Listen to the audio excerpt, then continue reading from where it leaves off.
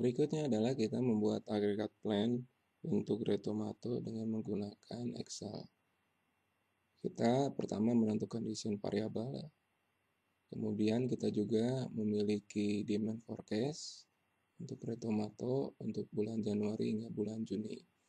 Desain variabel demand ini kemudian kita buat menjadi agregat plan desain variabel seperti ini. Di sini adalah decision variable ya, mulai dari hiring hingga material. Kemudian di sini demand, hasil forecast, kita coba salin ya, demand forecastnya sini.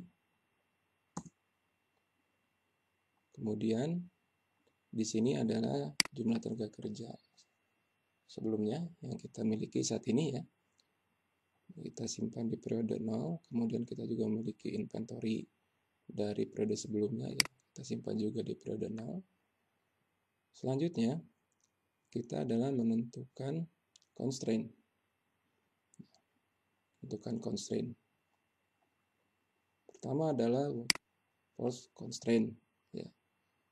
Constraint diperoleh dari persamaan ya, WT dikurangi WT kurang 1 kurang HT ditambah LT. Jadi sisi sebelah kanan dipindahkan menjadi sisi sebelah kiri. Nah, sehingga menjadi persamaan seperti ini.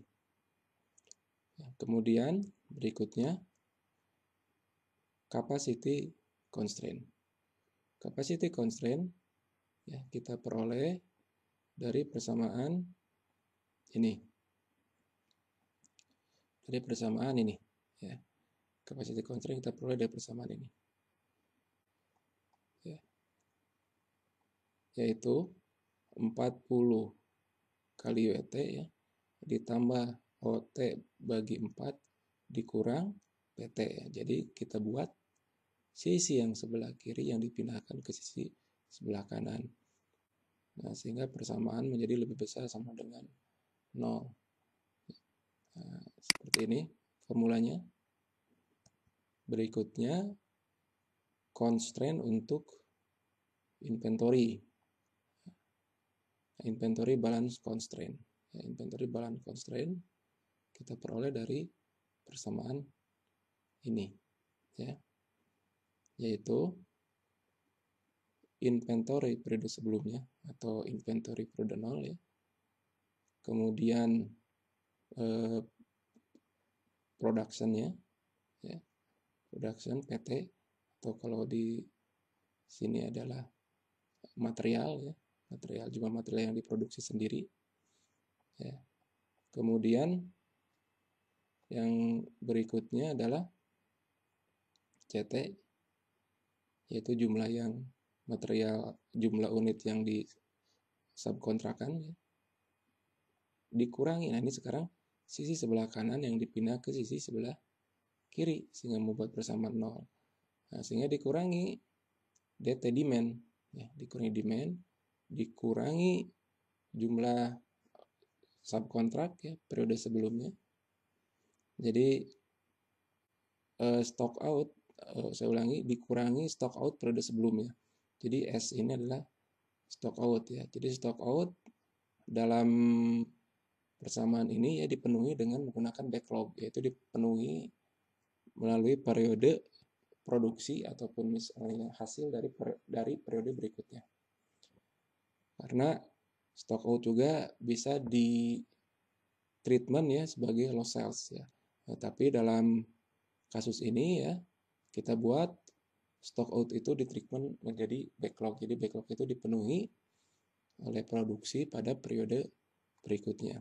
Nah, kemudian dikurangi IT ya. IT itu adalah inventory periode sekarang ya. Atau dalam hal ini periode Januari. Periode 1 ya. Kemudian ditambah oleh stock out pada periode sekarang yaitu periode 1 atau Januari. Nah, sehingga persamaannya menjadi seperti ini. Ya. Berikutnya adalah overtime ya. Berikutnya adalah overtime limit constraint. Overtime limit constraint kita peroleh dari persamaan ini. Ya. Jadi kita buat 10 ya kali WT dikurang OT ya. Lebih besar sama dengan 0.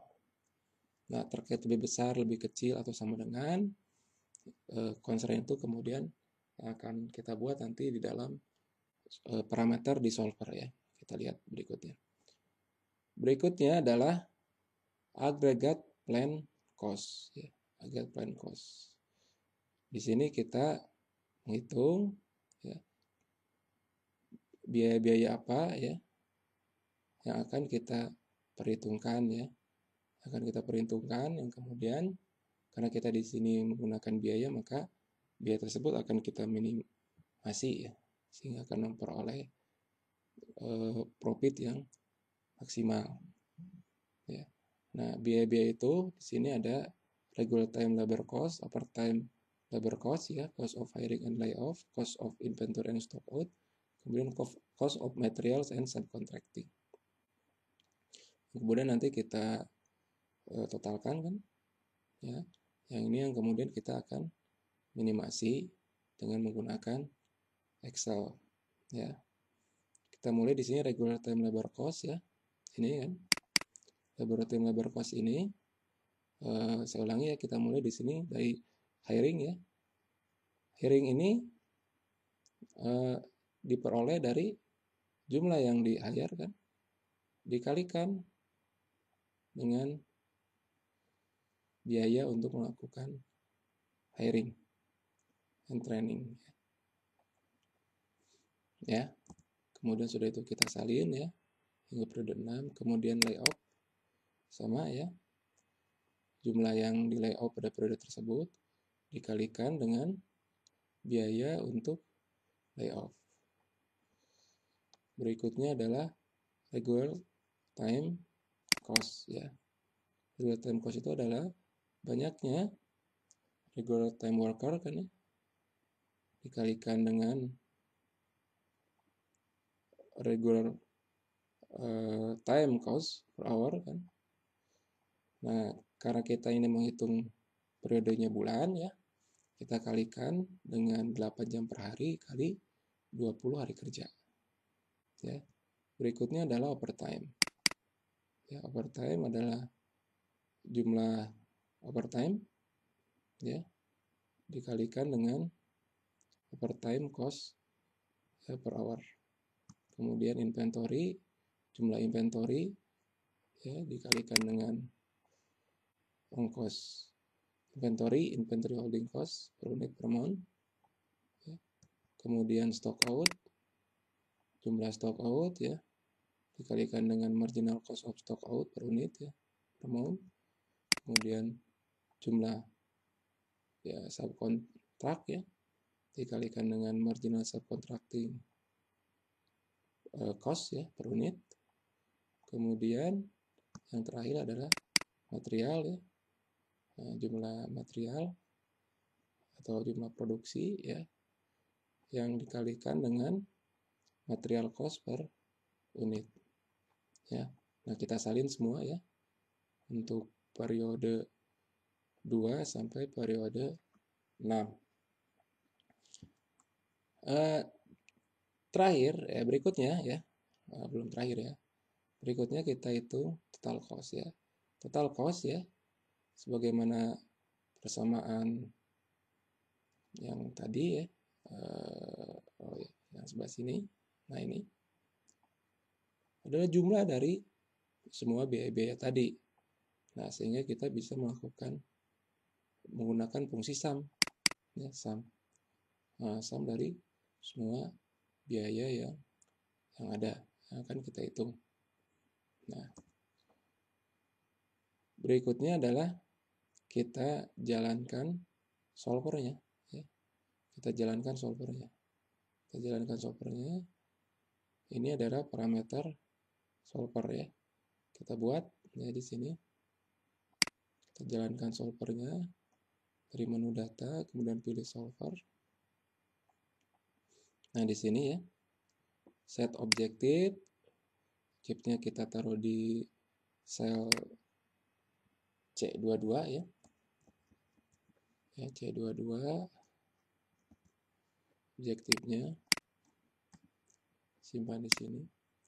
Kemudian variabelnya ya, variabelnya decision variabelnya tadi adalah ini. Decision variabelnya. Nah, berikutnya constraint. Ya, constraint. Nah, constraint ya. Constraint mulai dari B5 C10 integer ya. Jadi hiring dan layout harus integer ya. Kemudian B5 sampai 10 semua ini harus lebih besar sama dengan 0 ya. Sampai sini harus sama dengan 0. Kemudian inventory ya. Pada akhir periode 6 minimal 500 ya. Nah, kita buat constraint seperti ini. Ya. Kemudian stock out ya sama dengan 0 ya. Nah, kemudian kita buat constraint juga untuk subject to the constraint ini juga untuk memenuhi constraint yang tadi yang sudah kita buat sebelumnya ya, yang sudah kita buat sebelumnya seperti ini ya, yang tadi ya, bahwa ini tadi kan persamaan sama dengan 0, ini kemudian persamaan lebih dari 0, ini persamaan sama dengan 0, kemudian ini persamaannya atau overtime lebih besar sama dengan 0 seperti ini overtime ya. Ini workforce, ini capacity, ini inventory, ini overtime ya.